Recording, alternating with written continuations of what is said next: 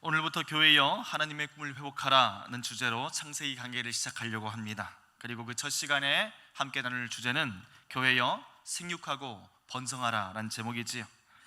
하나님의 말씀을 면밀히 살펴보기 위해서 오늘은 특별히 주석적인 강해 설교를 좀 하고자 합니다. 성경 말씀을 찾아가면서 같이 본다는 뜻이에요. 이 말씀을 통해서 우리가 더 깊이 주님을 알아가게 되기를 기대합니다. 첫 번째는 왜 창세기를 알아야 하는가? 이것이 첫 번째 질문입니다. 교회는 하나님의 꿈으로 이루어진 공동체지요. 그래서 교회의 원동력은 하나님의 꿈이다, 이런 뜻을 의미합니다. 여러분, 예술 작품이 그 가치를 인정받으려면 이 예술 작품이 어떤 의도로 만들어졌는가, 무엇을 의미하나 자세한 설명을 알아야 됩니다. 그래야지 그 작품 안에 담겨있는 감동과 가치가 무엇인지 발견하게 되는 것이지요. 마찬가지로 교회가 참 교회가 되려면 하나님의 꿈을 알아야 된다는 것입니다. 창세기는 하나님의 창조를 기록해 놓고 있지요. 그래서 온 세계라는 하나님의 작품의 탄생과 그 의도가 무엇인지 창세기 말씀에 담겨 있다는 뜻입니다. 그러니 우리는 창세기에서 무엇을 발견하게 됩니까? 하나님의 꿈을 발견하게 되는 것이지요. 그러니까 창세기라는 것은 온 세상, 온 우주를 창조하신 하나님의 작품에 대한 해설집이다, 이렇게 보면 될 것입니다. 그러니 창세기를 보면서 우리는 하나님께 이렇게 질문해야 됩니다. 하나님, 이 땅을 왜 만드셨어요? 하나님은 우리를 도대체 왜 만드신 거예요? 그러면 우리 하나님 아버지께서 우리를 품에 안으셔서 이렇게 이야기를 들려주시지요. 좋으라고 만들었지. 이 땅에서 생육하고 번성하라고 만들었지. 내가 이 땅을 복되게 창조했단다. 너희는 복의 근원이야. 오늘 창세기 말씀을 통해서 듣게 되는 하나님 아버지의 음성이 바로 이것입니다. 그래서 창세기 1장 31절은 하나님이 지으신 모든 것을 다 보시니 이렇게 말씀하시죠. 보라, 심히 좋도다. 토브 메오드라는 말입니다. 영어로 번역하면 perfect, 이런 뜻이겠죠. 완벽하다는 것입니다. 그래서 하나님께서는 이 모든 만물을 창조하시고 그 작품평에 스스로 이렇게 쓰셨다는 것이에요. 와, 너무 좋다. 그러니 우리가 하나님의 창조 세계를 볼 때에 이 감동을 똑같이 경험하게 됩니다. 똑같이 느끼게 되는 것이지요. 벚꽃이 흐드러지는 경치를 보면서 어떻게 얘기합니까? 우와, 너무 좋다. 물론 우린 교회에 앉아 있습니다. 그리고 더없이 맑은 하늘이 펼쳐져 있을 때 또 저기 멀리 펼쳐진 아름다운 바다, 가슴 설레는 파도 소리, 새벽 예문을 뚫고 올라오는 그 햇빛의 동톰의 아름다움을 볼 때에 우리에게도 어떤 감동이 전해집니까? 하나님의 감동, 토브 메오드. 우와, 정말 예쁘다, 진짜 멋있다, 아름답다, 이 감동이 전해오게 되는 것이지요. 요즘에는 드론을 띄워가지고 막 전체를 다 보더라고요. 쫙 드론이 올라가면 바다에서부터 산 위까지, 하늘까지 쫙 펼쳐지는 그런 풍경들이 많이 나옵니다. 볼 때마다 감동과 감탄이 주어지는 것이지요. 어제 저녁 늦게 또 교회에 있다가 집에 이제 엘리베이터를 타고 탁 탔는데 마침 웬 그 젊은 어머니를 만났어요.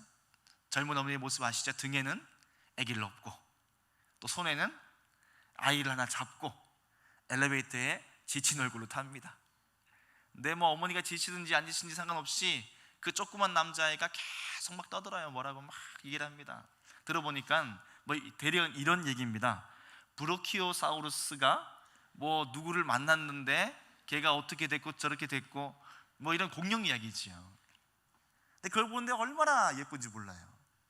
무슨 말을 하는지는 모르겠지만 그 아이가 끊임없이 엄마에게 제잘되면서 이야기하는 그 모든 모습이 너무 아름답더라고요. 여러분, 태어난 어린 갓난아이의 그 모습, 그 해맑은 미소, 얼마나 감동이 됩니까? 또 우리 집집마다 요즘 반려묘, 반려견을 키우지요. 그러면 집에 딱 들어가면 문 열면 가장 먼저 고양이가 뛰어와가지고 미야 하면서 몸을 막 부벼요. 강아지가 좋다고 막 하악거리면서 뛰어와가지고 그냥 막 짖습니다. 그 볼 때마다 우리는 무엇을 느낍니까? 생명체의 아름다움의 충만함을 느낍니다. 그리고 우리도 고백하게 되는 것이죠. 와, 너무 예쁘다, 너무 좋다. 이런 것들을 보면 확실히 깨닫는 바가 있다는 것입니다. 아, 창세기는 과거의 이야기가 아니구나. 오늘 우리는 창세기를 살아가고 있구나. 하나님은 날마다 우리에게 창세기의 이야기를 끊임없이 보여주고 경험케 하신 것입니다.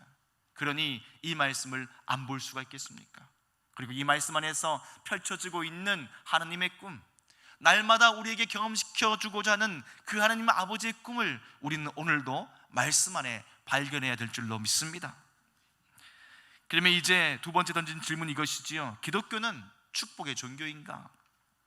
하나님께서는 분명히 말씀하십니다. 생명이 있는 모든 것을 향해서 축복을 선언하십니다. 생육하고 번성하라. 우리가 읽었던 28절 말씀입니다. 같이 한번 다시 읽어보겠습니다. 하나님이 그들에게 복을 주시며 하나님이 그들에게 이르시되 생육하고 번성하여 땅에 충만하라. 땅을 정복하라. 바다의 물고기와 하늘의 새와 땅에 움직이는 모든 생물을 다스리라 하시니라. 아멘.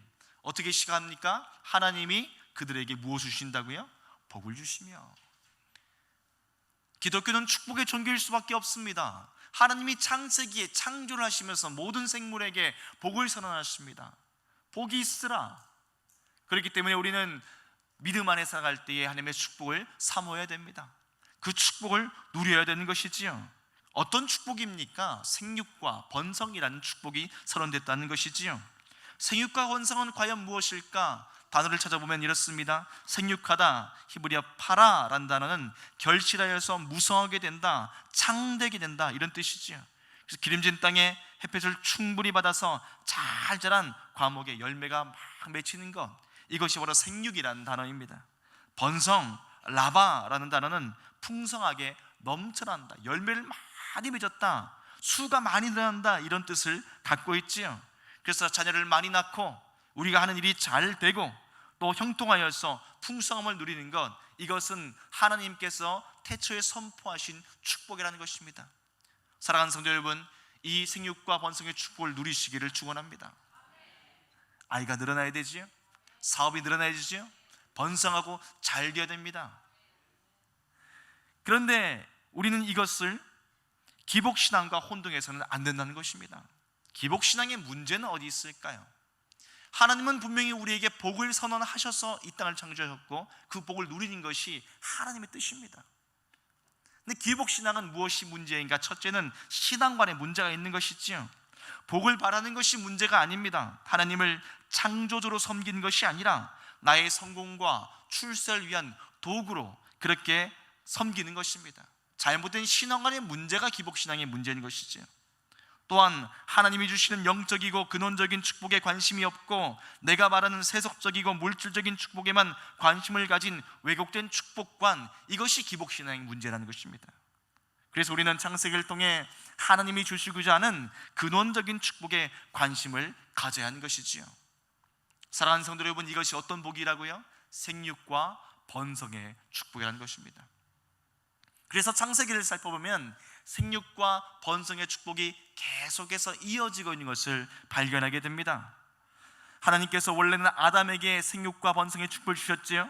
이 축복이 거기에서 그치지 않습니다. 노아와 또 아브라함, 이삭, 야곱, 요셉에게까지 이어졌다, 이런 말씀입니다. 뿐만 아니라 심지어 아브라함에게 언약의 자녀가 아니었던 아들이 있는데 그가 이스마엘 아닙니까? 근데 그 이스마엘에게도 생육과 번성의 축복이 선언되고 있다는 것이죠. 우리 한번 창세기 말씀을 제가 쭉 한번 띄워보겠습니다. 같이 한번 읽어볼게요. 10가지 정도의 말씀이 생육과 번성으로 나오고 있습니다. 준비되셨죠? 네, 방송실 준비됐습니까? 네, 말씀 한번 띄워주시기 바랍니다. 먼저는 1장 22절입니다. 읽겠습니다.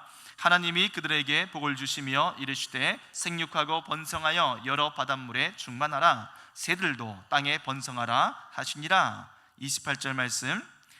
하나님이 그들에게 복을 주시며 하나님이 그들에게 이르시되 생육하고 번성하여 땅에 충만하라. 땅을 정복하라. 바다의 물고기와 하늘의 새와 땅에 움직이는 모든 생물을 다스리라 하시니라. 8장 17절입니다.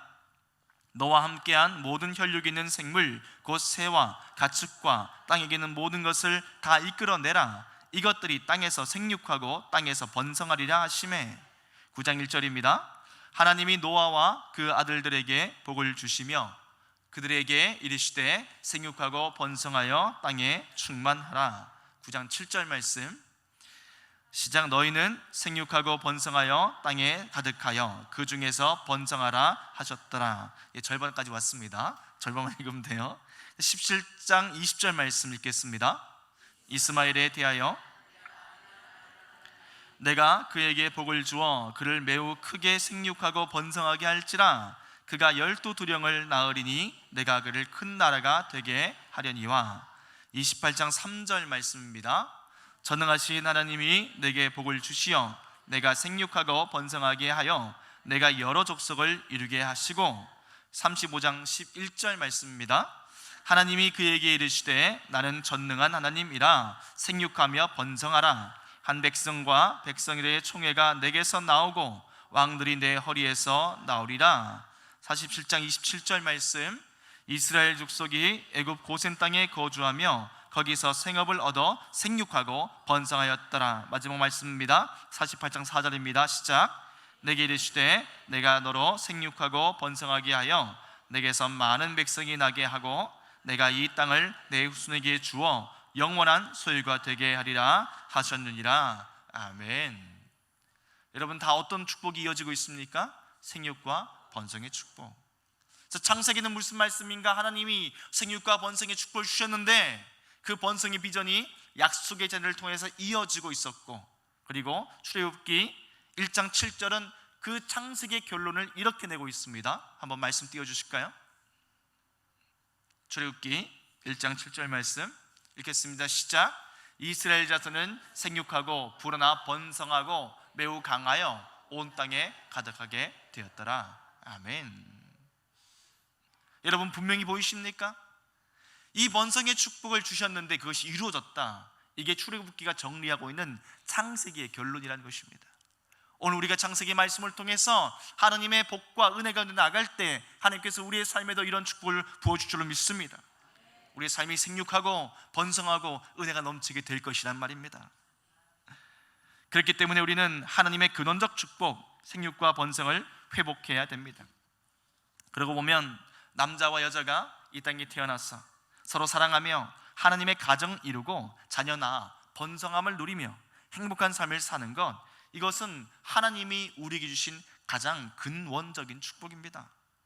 근데 문제는 무엇일까요? 이것이 식상한 것으로 변질되었다는 것입니다. 결혼이라는 주제가 더 이상 이제는 신성한 주제가 되지 못합니다. 가정이 우리에게 더 이상 비전의 역할을 하지 못하고 있다는 것이지요.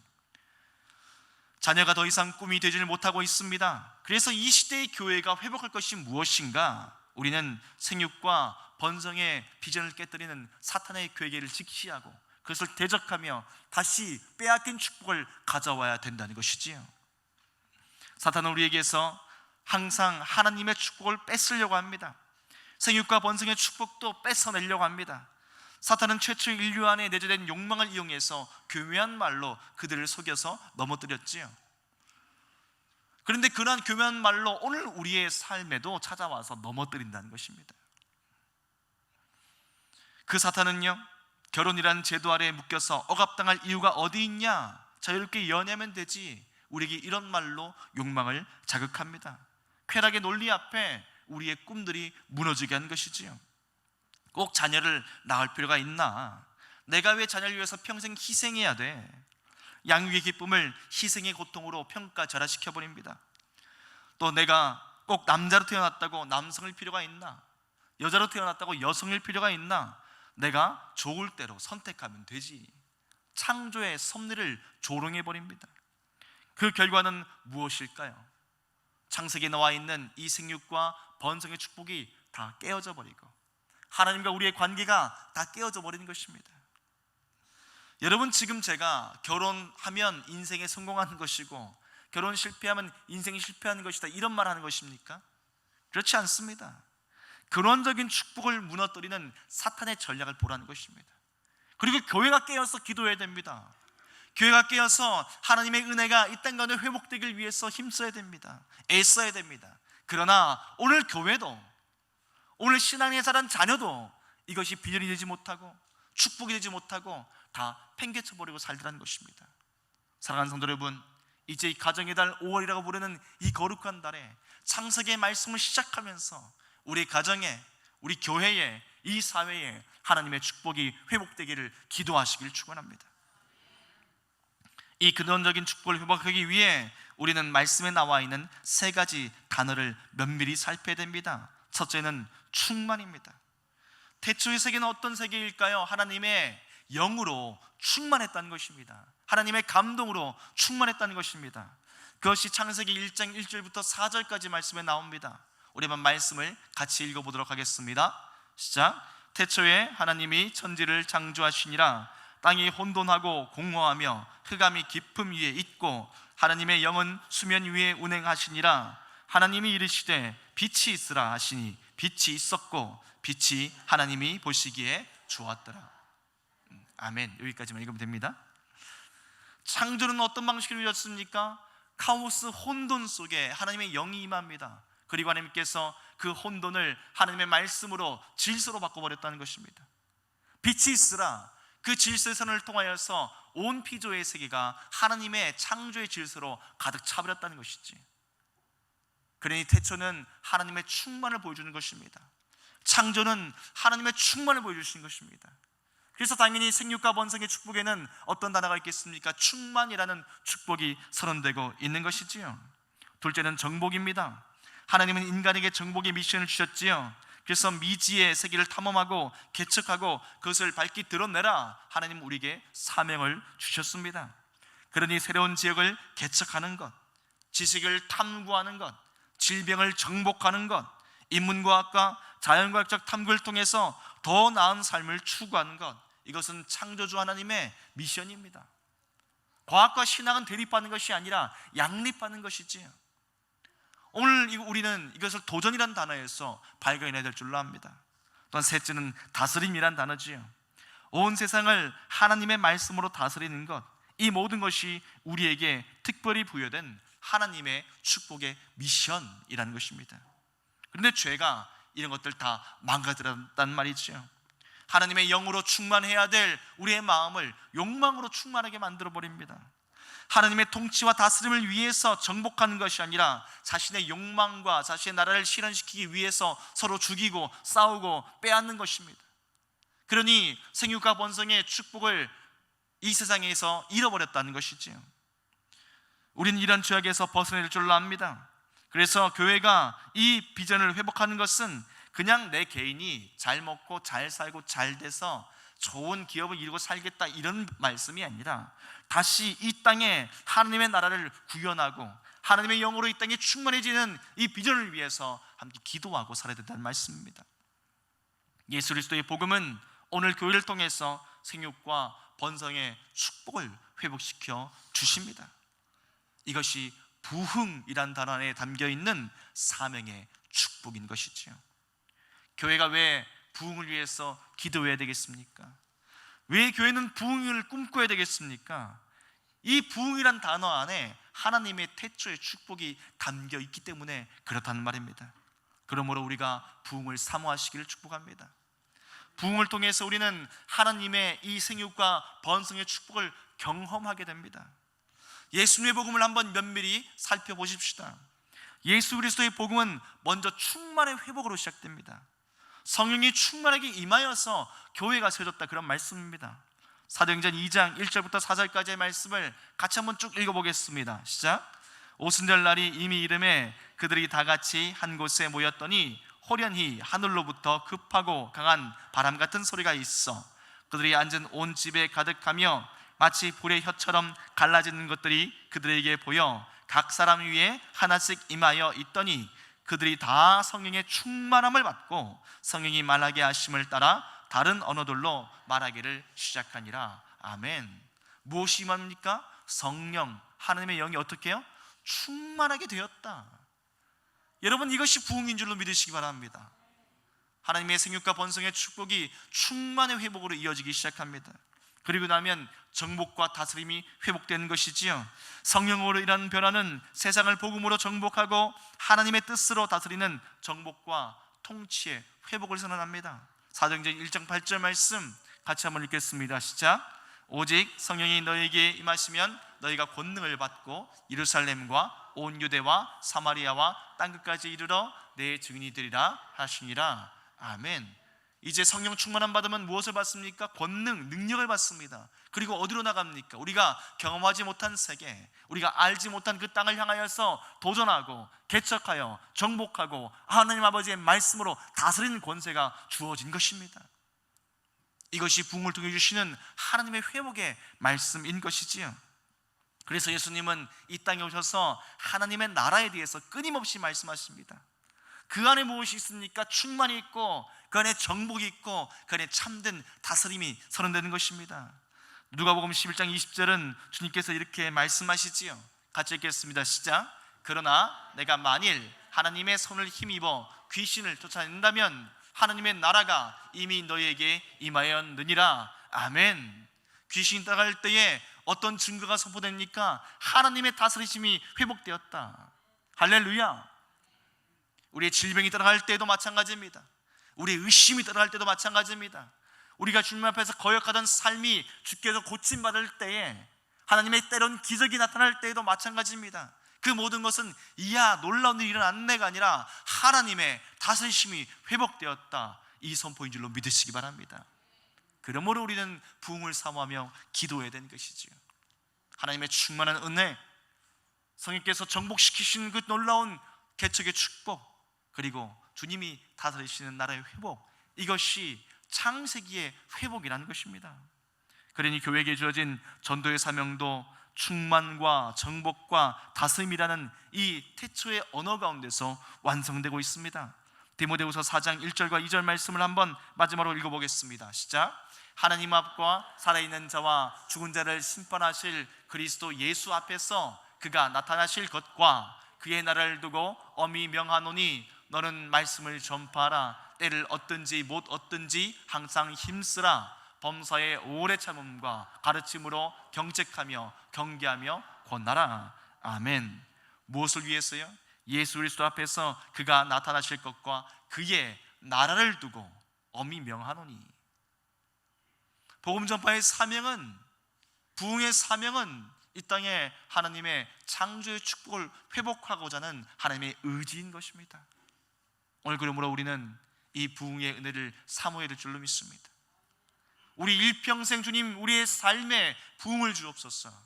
우리의 가정 공동체에 하나님의 부흥이 임하게 하여 주옵소서. 우리 교회 공동체에 하나님의 부흥을 부어 주시옵소서. 이 나라 이 민족과 온 세계 열방에 하나님 부흥을 주옵소서. 이것이 우리의 비전이 되어야 될 줄로 믿습니다. 이 비전 안에서 하나님은 무엇을 고쳐주실까요?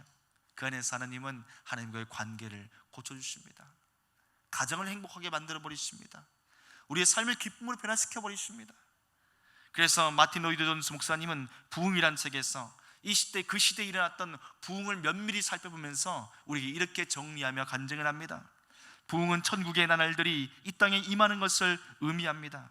부흥, 그 성령의 찾아오심을 경험한 한 도시에 실제로 다음과 같은 일이 일어났습니다. 이 글은 저 위대하고 경건한 조나단 에드워즈가 1735년 매사추세츠주 노스햄스턴의 작은 도시에서 일어난 일을 기록해 놓은 것입니다. 성령의 역사는 곧 그 마을을 영광스럽게 바꿔놓았다. 그래서 연이어 찾아온 봄과 여름에 그 마을은 말하자면 하나님의 임재로 충만했다. 그때처럼 사랑과 기쁨으로 충만하면서도 고뇌로 충만했던 적은 없었다. 거의 모든 집에 하나님이 계시다는 표시가 나타났다. 각 가정마다 자신들에게 주신 구원으로 인해 기뻐하던 시절이었다. 부모들은 자녀들이 새로 태어나는 것을 기뻐하고, 남편은 아내가, 아내는 남편이 새로 태어난 것을 기뻐했다. 그 당시의 공공집회는 아름다웠다. 예배에 활기가 넘쳤다. 모든 청중은 목회자의 입에서 나오는 말씀을 열심히 받아들였다. 어떤 이들은 슬픔과 고뇌로 울었고, 다른 이들은 기쁨과 사랑으로 울었으며, 또 다른 이들은 이웃에 대한 염려와 연민으로 울었다. 부흥이란 하나님이 그 백성을 찾아오는 일입니다. 천국의 나날들이 이 땅 위에 임하는 일이고, 생명이 하나님의 백성에게 한없이 넘쳐나는 일입니다. 저는 모든 사람이 우리도 저런 열정이 생기게 하소서, 이런 소원을 갖기를 원합니다. 여러분, 이 부흥이 우리의 비전 되기를 축복합니다. 부흥이 이 땅에 임할 때에 우리의 가정이 살아납니다. 우리의 믿음이 회복됩니다. 이 시대가 살아납니다. 온 땅에 하나님의 통치가 회복될 줄로 믿습니다. 이제 교회야 어떻게 해야 되겠습니까? 교회야 생육과 번성의 비전을 회복하라. 이 사명으로 함께 기도하는, 부흥을 사모하는 사랑하는 주의 공동체 되시기를 우리 주님의 거룩한 이름으로 간절히 축원합니다. 기도하겠습니다. 사랑의 아버지, 오늘 우리를 복된 자로 불러주셔서 하나님의 거룩한 축복을 선언하시고 우리의 마음에, 우리의 심령에 하나님의 성령으로 채워주시니 감사합니다. 성령 충만한 은혜가 날마다 더하게 하여 주옵소서. 주께서 주신 거룩한 다스리심의 은혜가 우리의 삶에 넘쳐나게 해 주옵소서. 그래서 우리가 부흥을 맛보고 부흥을 사모하며 부흥을 살아가는 하나님의 백성들에게 인도하여 주셨어. 다시 한번 생육과 번성의 축복으로 우리의 교회가, 우리의 가정이, 우리의 심령이, 이 나라의 민족이 회복될 수 있도록 역사하여 주시옵소서.